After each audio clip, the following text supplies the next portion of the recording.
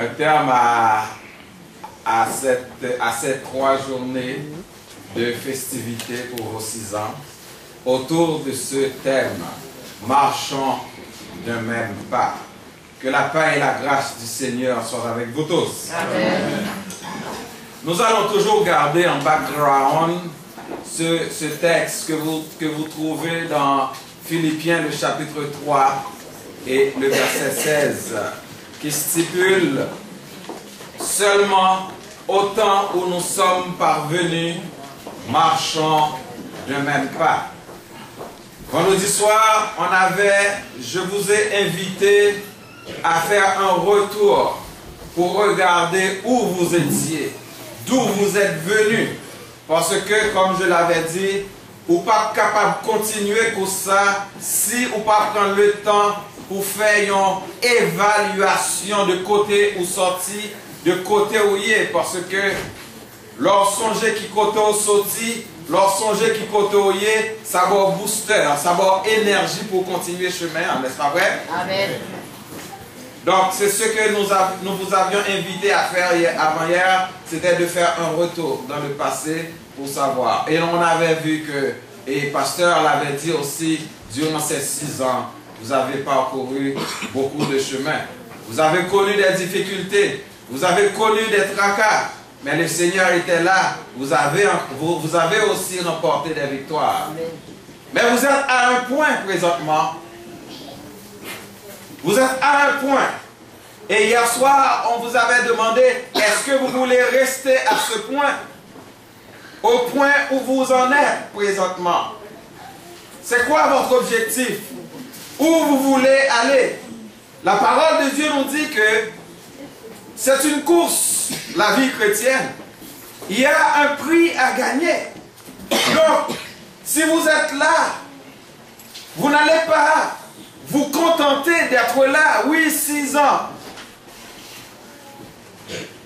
Mais ce n'est pas encore la ligne finale.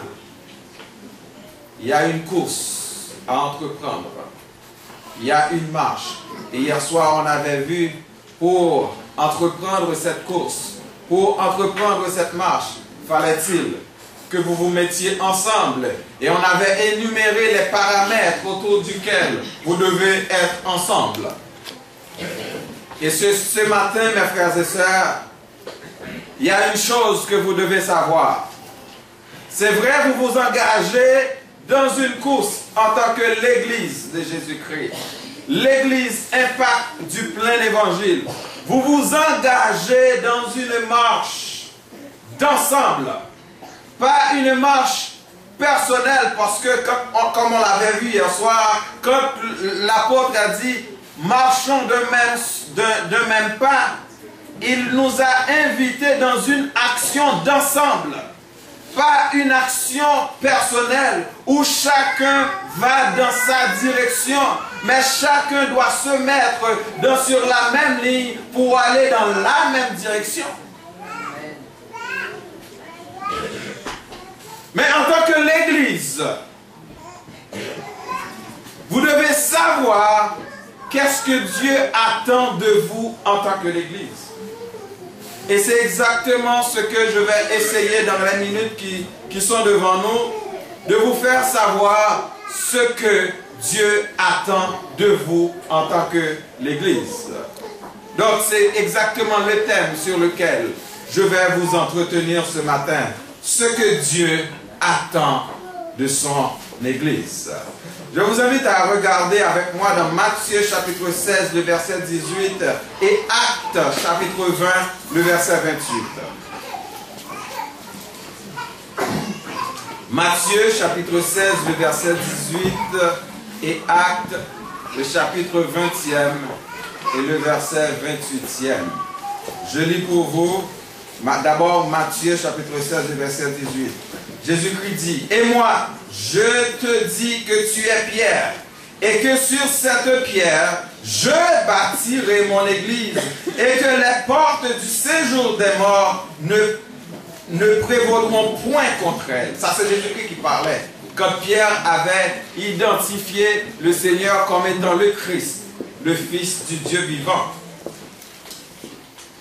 Le deuxième texte que nous trouvons dans Actes chapitre 20, le verset 28. Prenez donc garde à vous-même et à tout le troupeau sur lequel le Saint-Esprit vous a établi évêque pour paître l'Église du Seigneur qu'il s'est acquise par son propre sang. Donc, dans le premier texte, mes frères et sœurs, remarquez que Jésus-Christ a dit, je bâtirai mon Église. Cela signifie que l'Église Impact du plein évangile n'est pas l'Église de pasteur Betty Germain, n'est pas l'Église de pasteur Ronald, n'est pas l'Église de pasteur X ou de pasteur Y, mais c'est l'Église de Jésus-Christ. L'Église de Jésus-Christ, Jésus-Christ a établi des hommes. Il dit, je bâtirai mon Église. Parlant de l'Église, je ne parle pas des 4 murs à l'intérieur desquels nous nous trouvons, mais je parle de vous qui me regardez ce matin. Je parle de vous qui écoutez ce message ce matin. Vous êtes l'Église de Jésus-Christ. Le Seigneur a dit, je bâtirai mon Église. Cependant, pour bâtir cette Église, le prix à payer était sa vie. Son sang a coulé pour donner vie à cette Église. La prophétie d'Ésaïe nous dit, pourtant, ce sont nos souffrances qu'il a portées, c'est de nos douleurs qu'il s'est chargé, et nous l'avions considéré comme puni, frappé de Dieu et humilié. Mais lui, il était blessé à cause de nos transgressions, brisé à cause de nos fautes. Le châtiment qui nous donne la paix est tombé sur lui, et c'est par ses meurtrissures que nous sommes guéris. Pour bâtir son Église, Christ a dû endurer le sacrifice sanglant. On l'avait vu dans Philippiens, il a dit, au Philippiens chapitre 2, il n'avait pas regardé le fait qu'il soit Dieu comme une proie à arracher, mais il s'est donné. Donc Christ a payé le prix de son sang pour bâtir cette Église, pour que vous soyez là aujourd'hui, pour que vous vous appeliez peuple acquis, sacerdoce royal, nation sainte. Le Seigneur a payé le prix pour cela. Cependant, quand nous considérons le comportement de l'Église de nos jours, quand nous considérons ce que des hommes sans scrupules font de l'Église du Seigneur aujourd'hui, quand nous considérons la dépravation de cette Église, on peut se demander si Jésus-Christ du haut du ciel n'est pas en train de pleurer sur l'Église comme il avait pleuré sur l'Église de Jérusalem. Car ce n'est pas ce que le Seigneur attend de son Église. Ce n'est pas ce que nous voyons. Ce n'est pas ce que nous constatons. Christ a subi pour cette Église.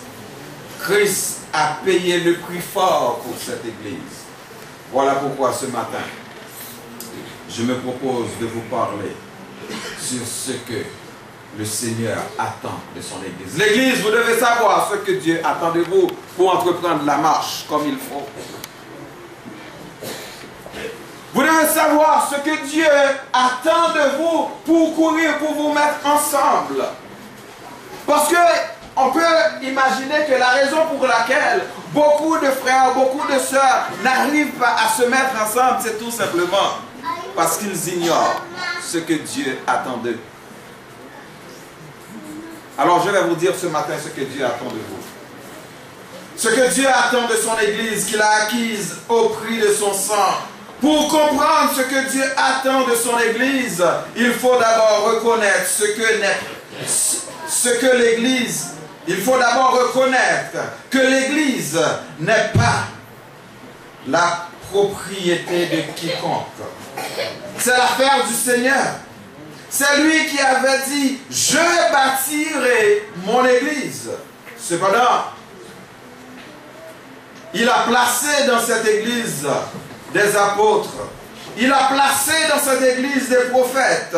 Il a placé dans cette église des docteurs. Il a placé dans cette église des gens qui ont le don de miracle. Il a placé dans cette église des gens qui ont le don de guérison. Il a placé dans cette église des gens qui ont le don de secourir, de gouverner, de parler diverses langues. Cependant, ceux à qui ces dons ont été donnés ont la responsabilité de travailler ce don au bénéfice de l'Église entière et pour la gloire de Dieu. Et ainsi, puisque l'Église n'appartient à personne, celui donc qui a la charge de veiller et de prendre soin de l'Église ne peut pas faire ce que bon lui semble avec l'Église. Parce que l'Église ne lui appartient pas. C'est sûr que si me prêtez verse moins à Brunette, il va pas le prendre pour le passer bon fil de fer avec elle. Parce que le pas pour lui. Il en a de même, l'Église par l'Église, pasteur Betty Germain. Pasteur Betty Germain pas qu'à faire salver avec l'Église. Amen. Il n'a pas qu'à mener l'Église là, n'importe où. Il n'a pas qu'à mener dans n'importe direction. Mais là, sa responsabilité est de conduire l'Église devant Dieu. Et de faire paraître devant Dieu cette Église glorieuse, sans tache, ni ride, ni rien de semblable, mais sainte et irrépréhensible. De ce fait, pour parvenir à cette fin, le deuxième rôle de celui que Dieu a établi pour mener cette Église à atteindre ce que Dieu attend d'elle, doit aussi savoir ce que Dieu attend de son Église. Qu'est-ce que Dieu attend de son Église? La première chose que Dieu attend de son Église, c'est que l'Église soit consciente de celui à qui elle appartient. Bon Dieu n'a pas attendu que l'Église là connaît pour qui est lié. Non seulement l'Église a besoin qu'on ait pour qui est lié, mais en connaissant ou bien en reconnaissant de qui l'Église est appartenue, il y a des exhortations qui sont faites non seulement à celui qui a la responsabilité de perdre l'Église, mais aussi à l'Église tout entière. D'abord, une exhortation qui est faite au berger de l'Église, au pasteur de l'Église, que nous trouvons dans Actes, chapitre 20, verset 28, texte que nous avions lu tout à l'heure. Prenez donc garde à vous-même et à tout le troupeau sur lequel le Saint-Esprit vous a établi évêque pour paître l'Église du Seigneur qu'il s'est acquise par son propre sang. Deux remarques à faire dans ce texte. Première remarque, c'est que le texte, l'exhortation est lancée au pasteur de prendre garde d'abord à lui-même. Prendre garde à vous-même, ça dit veiller sur la vie. Parce que m'établir, l'église là suit vous, c'est où berger par intérim. C'est eux qui sous-bergent l'église là. Donc vous besoin veiller sur façon à marcher, vous besoin veiller sur façon à comporter, vous besoin veiller sur ce qu'on dit, vous besoin veiller sur ce qu'on fait. Prenez garde à vous-même, berger. Amen. Je dis à mon fils, fais ce que je fais. J'ai une responsabilité en disant à mon fils de faire ce que je fais.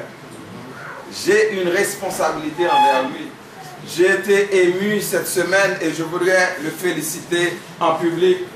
Quand je suis allé en réunion des parents à son école, il y a un professeur qui m'a donné un témoignage pour dire « Ah, votre fils, monsieur, est un enfant extraordinaire. » Pourquoi? Parce que tout simplement, il semblerait, par coïncidence, les élèves ont trouvé l'examen du professeur. Et ils ont passé l'une à l'autre. Quand ils sont arrivés sur mon fils, pour le petit moyen examen, il dit non, je ne vais pas tricher.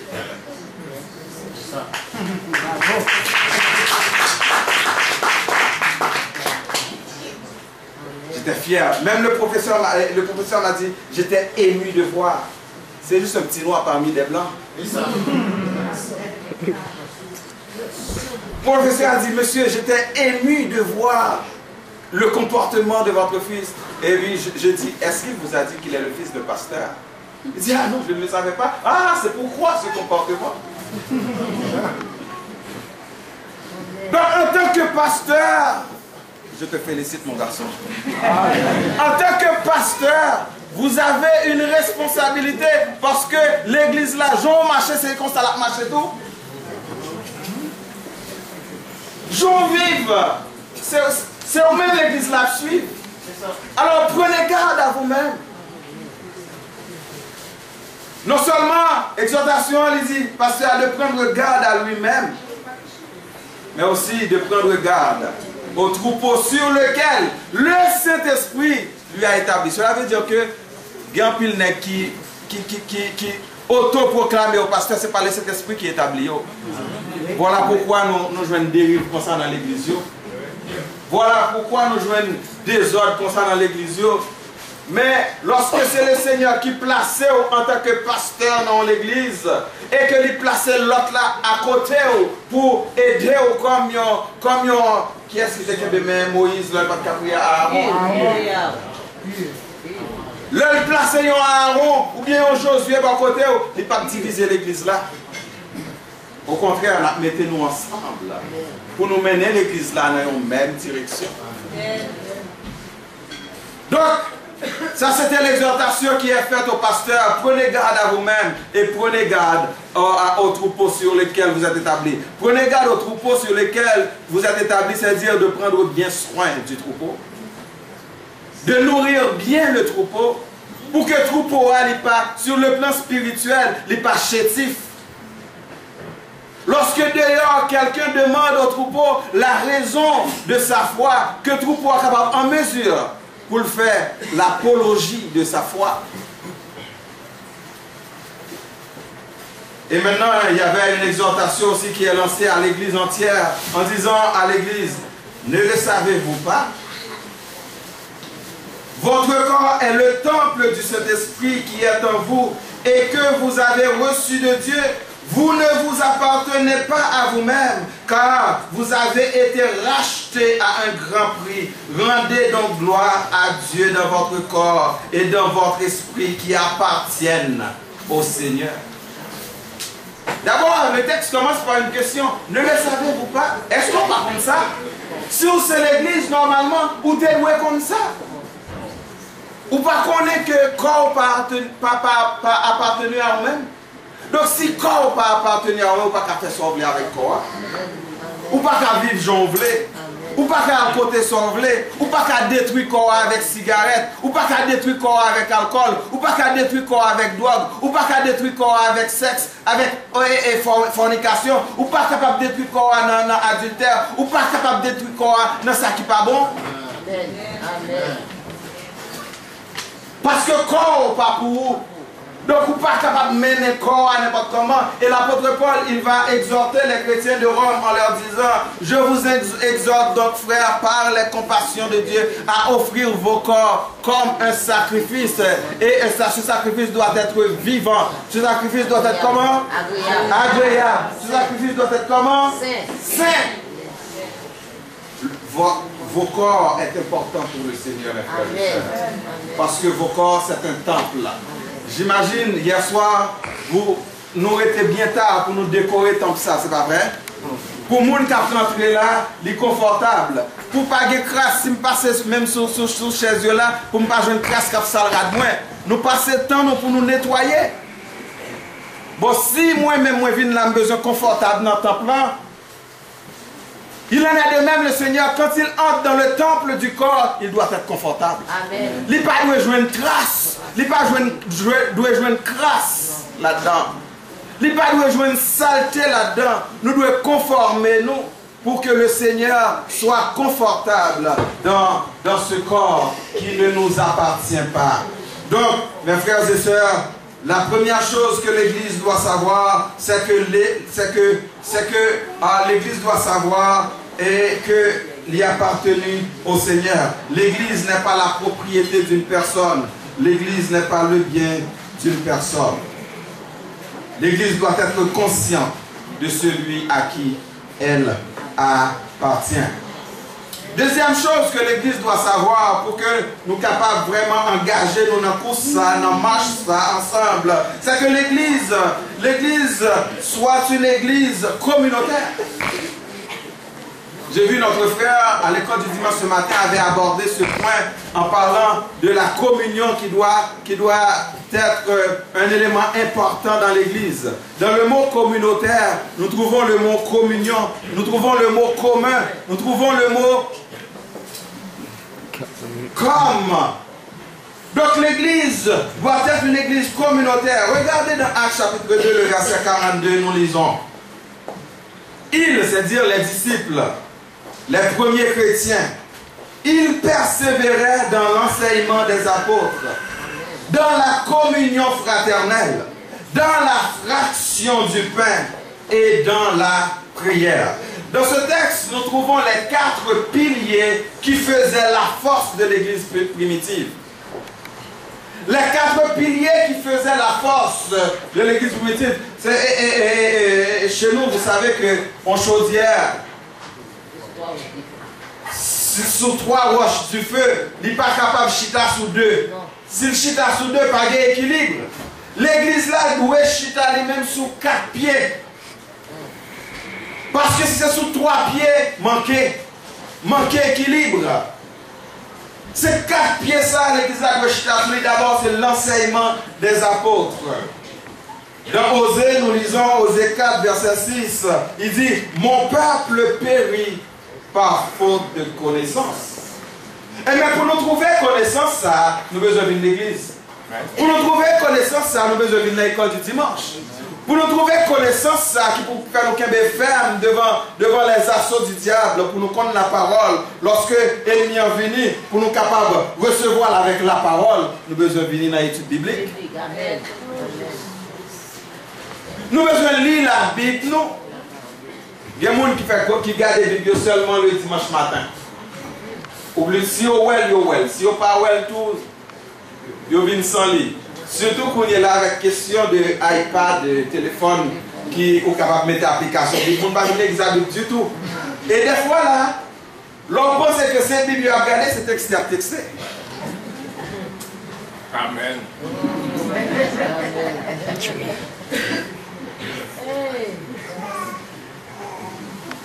Ou qu'à tromper pasteur, ou pas qu'à tromper bon Dieu.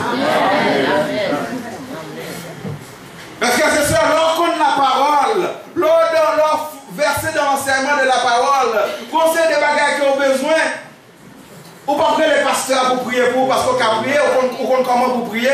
Il y a un conseil de bénédiction qui ont besoin, ou pas besoin à faire 40 jours, 60 jours. Sur la montagne, mais on connaît comment pour aller chercher, parce qu'on connaît ça, la parole de Dieu dit. La parole de Dieu montre comment pour nous prendre bénédiction. La parole de Dieu montre comment pour nous prendre guérison. La parole de Dieu montre comment pour nous chercher délivrance. La parole de Dieu montre comment pour nous marcher bien devant le Seigneur. Amen. Donc l'enseignement des apôtres, c'est pour ça les premiers chrétiens, ils restaient là, ils mangeaient la parole. Les chrétiens de Thessalonique, de Bérée, ils mangeaient la parole. Ils cherchaient, ils fouillaient comme on fouille pour chercher un trésor. Le deuxième pilier qui faisait la force de l'Église, c'était la communion fraternelle, ce qui nous manque. Dans le psaume 133, le verset 1er, il est écrit, oh, voici qu'il est agréable, qu'il est doux pour des frères de demeurer ensemble. Mes frères et sœurs, vous ne savez pas la force qu'il y a dans le fait d'être ensemble. Amen. D'ailleurs, la première chose que je vais vous dire, pour ne pas rendre compte que y a des bagages ont prié longtemps pour nous pas jeûner, c'est parce que tout simplement nous pas ensemble. Amen. Parce que le fait de n'être pas ensemble, ça empêche à nos prières de parvenir jusqu'aux oreilles de Dieu. Est-ce que le Seigneur n'a pas dit, si 2 ou 3 sont assemblés en mon nom, je suis au milieu d'eux? Amen. Amen. C'est parce que la parole de Dieu nous dit. Donc c'est une invitation à être ensemble dans la prière.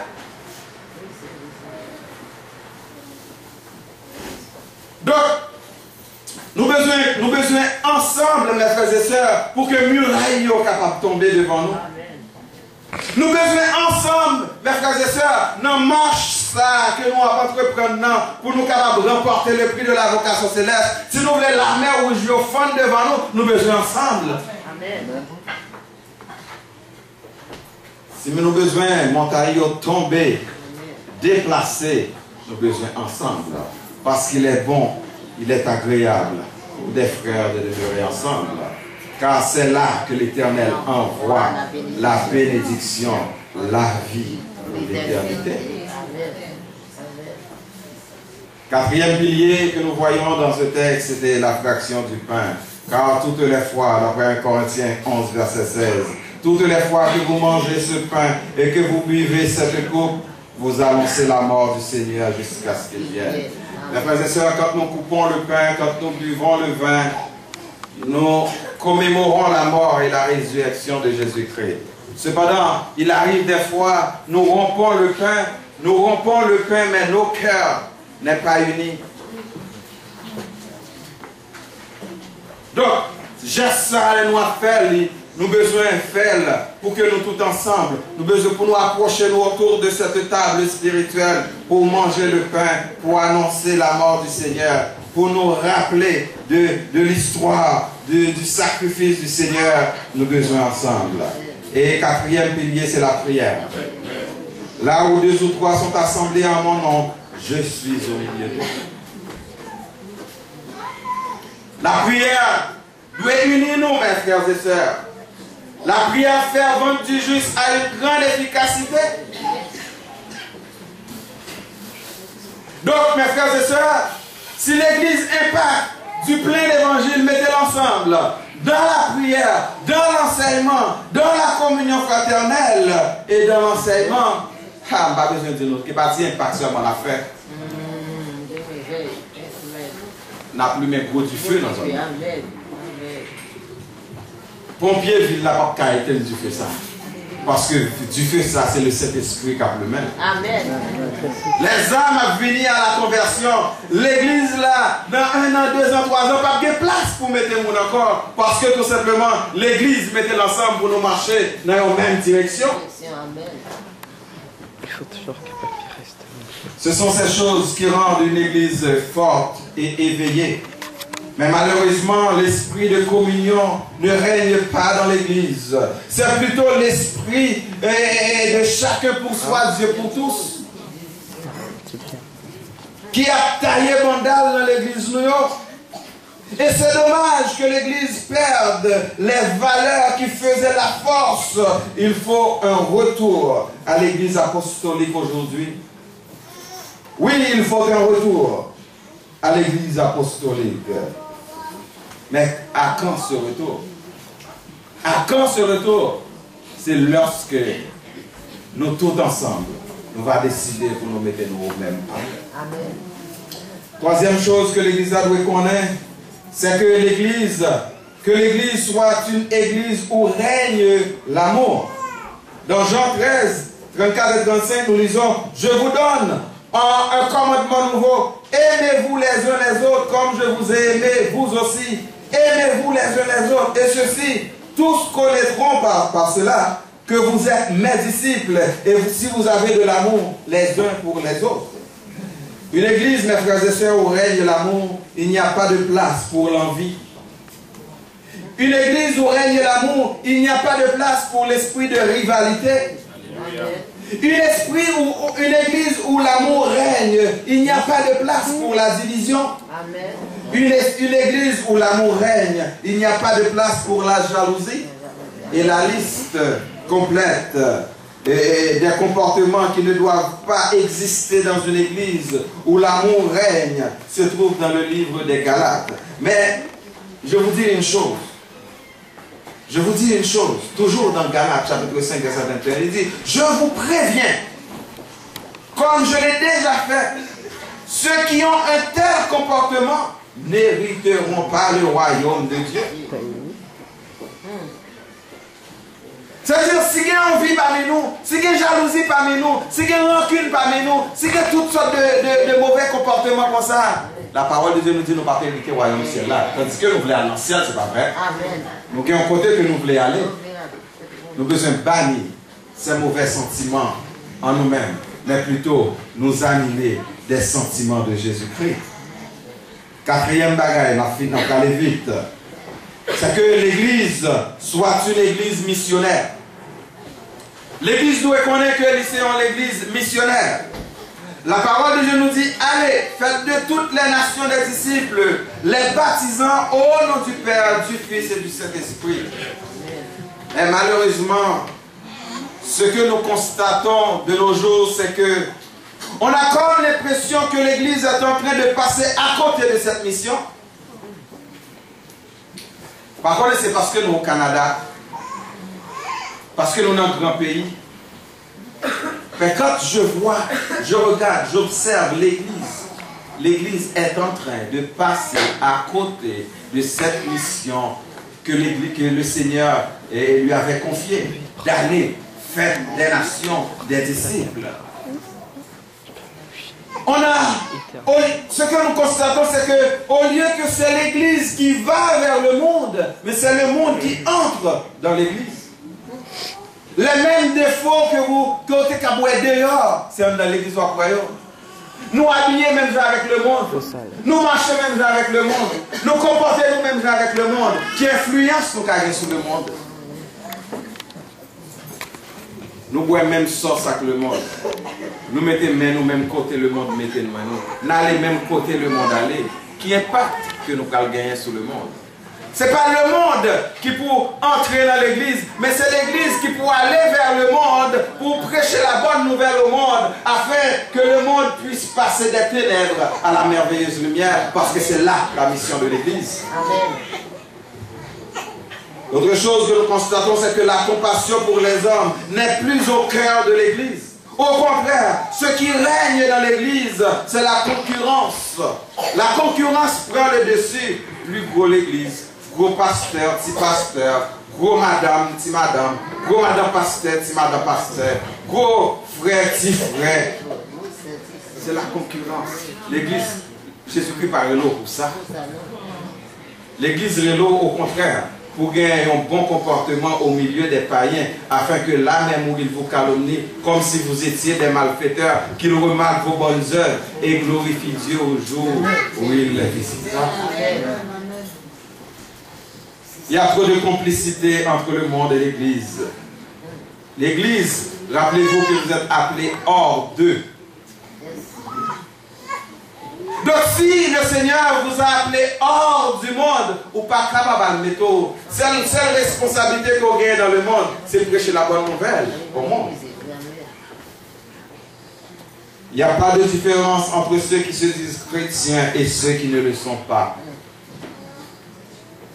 C'est 50 corps avec des goudins. Et c'est ainsi à quoi sert le sacrifice de Christ, c'est ainsi. Quel effet la résurrection de Christ produit dans votre vie en tant que l'Église? La cinquième et dernière chose que l'Église doit savoir, si nous voulons nous mettre ensemble dans cette marche qui nous conduit vers la cité céleste, c'est que l'Église soit une Église puissante. L'Église doit être une Église puissante, mais vous recevrez une puissance lorsque le Saint-Esprit viendra sur vous et vous serez mes témoins à Jérusalem, dans toute la Judée, dans la Samarie et jusqu'aux extrémités de la terre. Et voici les miracles qui accompagneront ceux qui auront cru en mon nom. Ils chasseront les démons. Ils parleront de nouvelles langues. Ils saisiront des serpents. S'ils boivent quelques breuvages mortels, ils ne leur feront point de mal. Ils imposeront les mains aux malades et les malades seront guéris. Marc chapitre 16, les versets 17 et 18. Mais la question, mes frères et sœurs, où est passée la puissance de l'Église? Je dis à nous, les pasteurs qui ont couru pour un monde qui a un mauvais esprit.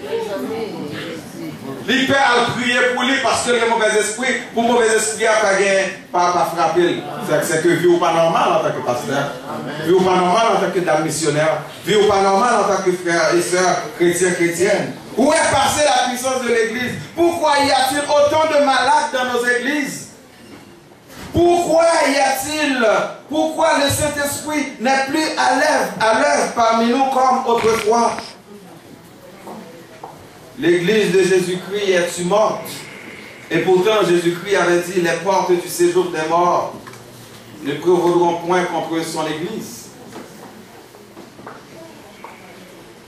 Il est temps de nous réveiller du sommeil de la mort, car le salut est plus près de nous que lorsque nous avons cru. Nous comprenons pourquoi l'Église n'arrive pas aujourd'hui à satisfaire l'attente du Seigneur, car tout simplement parce qu'il y a trop de gens sans vergogne et mal intentionnés qui prennent l'Église en otage. Ils s'accaparent de l'Église comme si c'était l'héritage qu'avaient laissé leur père ou leur mère. L'Église est devenue donc le lieu des uns, le lieu des tripotailles, un lieu tout voum sous dos, un lieu où des hommes sans onction, sans vocation viennent pour faire leur beurre. Bref, l'Église est devenue un lieu où tout le monde pense qu'il peut être pasteur, qu'il peut être prédicateur, évangéliste, apôtre ou prophète. Ce qui en fait en sorte que l'Église ne puisse répondre à l'attente du Seigneur. Tout compte fait, mes frères et sœurs, Dieu attend. Dieu attend que l'Église soit consciente de qui elle appartient. Si donc elle est consciente de cela, elle ne suivra pas n'importe qui. Dieu attend que l'Église soit une Église communautaire. Si en tant que l'Église de Jésus-Christ, nous vivons dans la communion, nous serons une Église forte et aucune porte, aucune autre force ne pourra prévaloir contre nous. Car si Dieu est avec nous, qui sera contre nous? Dieu attend que l'Église soit une Église où l'amour règne. Si nous nous aimons les uns les autres de l'amour sincère, nous donnerons la preuve réelle que nous sommes de vrais disciples de Jésus-Christ. Dieu attend, oui, Dieu attend que l'Église soit une Église missionnaire. En répondant à cette mission qui a été confiée par le Seigneur, nous allons gagner des âmes à Christ. Dieu attend enfin que l'Église, oui, que l'Église soit une Église puissante. Si la puissance de Dieu fait défaut actuellement, c'est tout simplement parce que l'Église se désoriente de la voie que le Seigneur avait tracée. L'Église impacte du vrai évangile. L'Église impacte du plein évangile doit se ressaisir pour dire au monde que Christ n'est pas mort en vain. L'Église tout entière doit se ressaisir pour que la résurrection de Christ qui donne sens à l'évangile que nous prêchons ne soit pas vaine. L'Église doit se ressaisir pour qu'elle puisse bien jouer son rôle dans ce monde fou et de confusion de toutes sortes, afin d'amener ceux qui ne connaissent pas le Seigneur comme leur Sauveur et Seigneur à passer des ténèbres à la merveilleuse lumière. Mais pour parvenir à combler cette attente, pour parvenir à combler l'attente du Seigneur en ce qui concerne son Église dans ce monde, les membres de l'Église doivent être unis. Ils doivent être unis dans la même pensée. Ils doivent marcher dans la même direction, vers le chemin qui conduit vers la cité céleste. Car il y a un prix à gagner. Et si nous ne sommes pas ensemble, marchant d'un même pas, nous ne pourrons pas gagner ce prix et nous allons passer à côté, et bien à côté de ce prix. Alors considérons, mes frères et sœurs, le point où nous sommes parvenus. Considérons le point où nous sommes parvenus. Depuis 6 ans jusqu'ici, nous ne sommes pas appelés à rester là. Nous devons nous mettre ensemble pour marcher et marcher avec la même détermination, marcher avec la même conviction, marcher tout en ayant la même vision pour aller afin de gagner le prix de la vocation céleste en Jésus-Christ. Qu'il en soit ainsi. Amen.